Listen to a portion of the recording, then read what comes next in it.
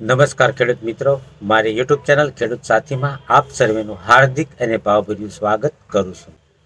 મિત્રો, આપણા જે કોઈ પાકની અંદર હ્યુમિક એસિડનો ઉપયોગ કરવાથી થતા ફાયદાઓ અને એના ઉપયોગ થકી આપણા પાકની અંદર ઉત્પાદનમાં જે વધારો થાય છે એના વિશે આજે આપણે ચર્ચા કરવાના છીએ મિત્રો.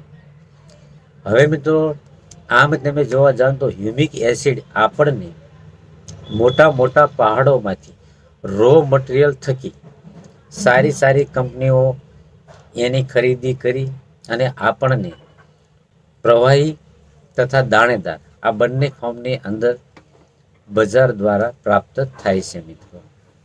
હવે મિત્રો, આ જે હ્યુમિક એસિડ છે એ સંપૂર્ણ ઓર્ગેનિક પ્રોડક્ટ છે મિત્રો.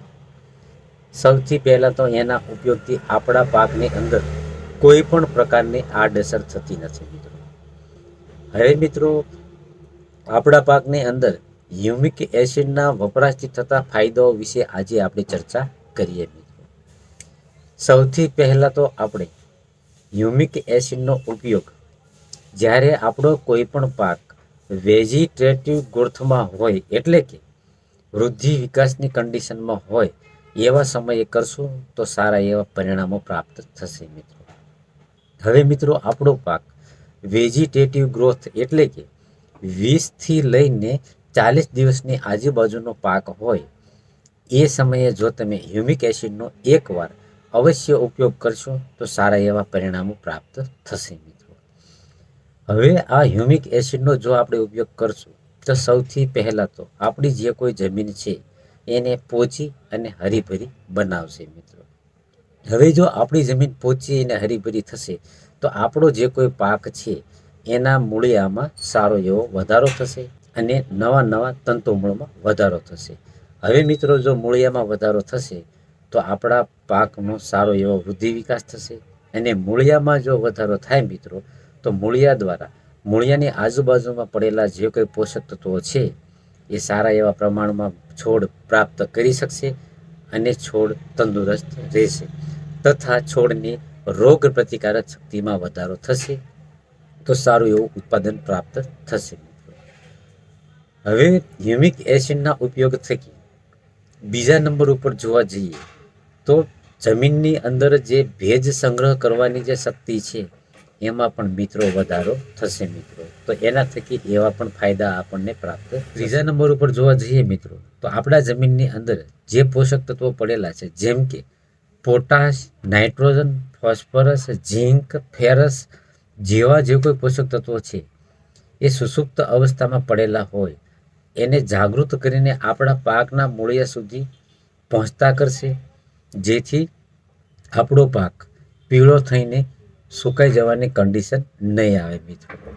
જો આપણો પાક પીળો થતો હોય એ સમયે જો તમે હ્યુમિક એસિડનો ઉપયોગ કરશો મિત્રો તો આજે દૂર પડેલા જે પોષક તત્વો છે એને ખેંચીને આ હ્યુમિક એસિડ આપણા છોડને એ તત્વોની પૂર્તિ કરાવશે મિત્રો. તો એવું પણ એક કાર્ય કરે છે મિત્રો. ચોથા નંબર ઉપર જોઈએ તો આપણા જમીનની જે કોઈ પીએચ છે એ પીએચ લેવલ કરવાનું પણ કાર્ય કરશે. હ્યુમિક એસિડ આપણને બજારની અંદરથી લિક્વિડ ફોર્મ અને દાણેદાર ફોર્મ બંને ફોર્મમાં પ્રાપ્ત થાય છે મિત્રો. હવે લિક્વિડ ફોર્મનો જો ઉપયોગ કરવો હોય તો ઘણા બધા ખેડૂત મિત્રો પિયતમાં પણ આપે છે, સ્પ્રે પંપમાં પણ આપે છે અને ડ્રેન્ચિંગ દ્વારા પણ આપતા હોય છે મિત્રો. હવે મિત્રો, જે ખેડૂત મિત્રો પિયત દ્વારા આપવા માંગતા હોય એવા ખેડૂત મિત્રોએ પ્રતિ લીટર 2 ml એટલે કે 15થી 16 લીટરના પંપની અંદર 30થી 35 ml સુધીનું માપ રાખશે તો પણ સારા એવા પરિણામો પ્રાપ્ત થશે મિત્રો.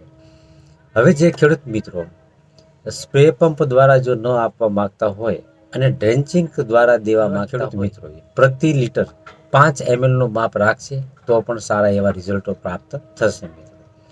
હવે જે ખેડૂત મિત્રો ડ્રેન્ચિંગ દ્વારા તથા સ્પ્રે પંપ દ્વારા ન દેવા માંગતા હોય અને પિયત દ્વારા આ લિક્વિડ ફોર્મ હ્યુમિક એસિડ દેવા માંગતા હોય તેવા ખેડૂત મિત્રોએ 1 એકર એટલે કે 2.5 વીઘામાં 1 થી 1.5 લીટર જેટલું માપ રાખીને પિયત આપશે તો પણ સારા એવા પરિણામો પ્રાપ્ત થશે મિત્રો.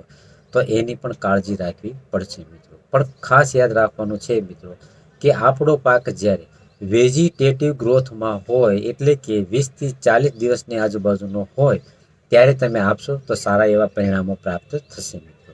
અને બીજી વાત એ પણ તમારે ધ્યાન રાખવાની છે મિત્રો કે કોઈ પણ પાકની સિઝનની અંદર એક જ વાર તમે હ્યુમિક એસિડનો ઉપયોગ કરશો તો સારા એવા પરિણામો પ્રાપ્ત થશે.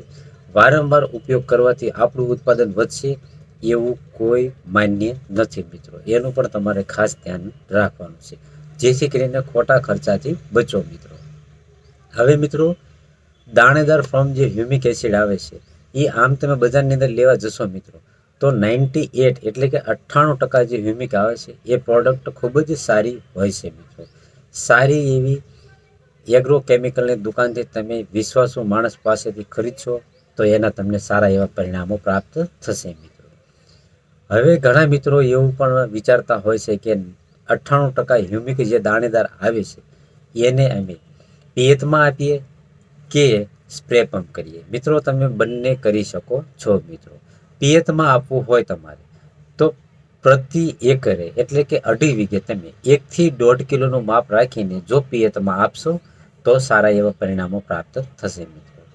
અથવા તો જો તમારે સ્પ્રે કરવો હોય તો સ્પ્રે પંપની અંદર 30 થી 35 ગ્રામનું માપ રાખીને તમે છંટકાવ કરશો તો પણ સારા એવા પરિણામો પ્રાપ્ત થશે મિત્રો. એના થકી આપણું ઉત્પાદન સારું એવું વધશે મિત્રો.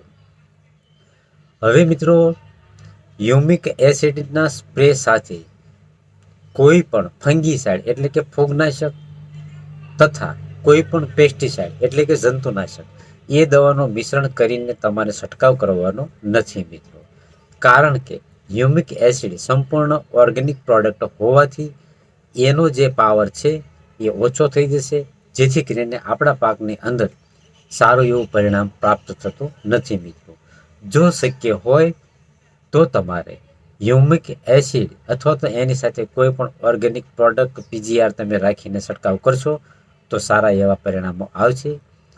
પરંતુ પેસ્ટિસાઇડ અને ફંગીસાઇડનો એની સાથે ઉપયોગ કરવાનો નથી મિત્રો.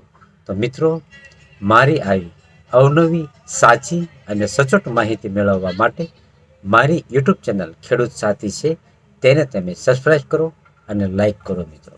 હસ્તો.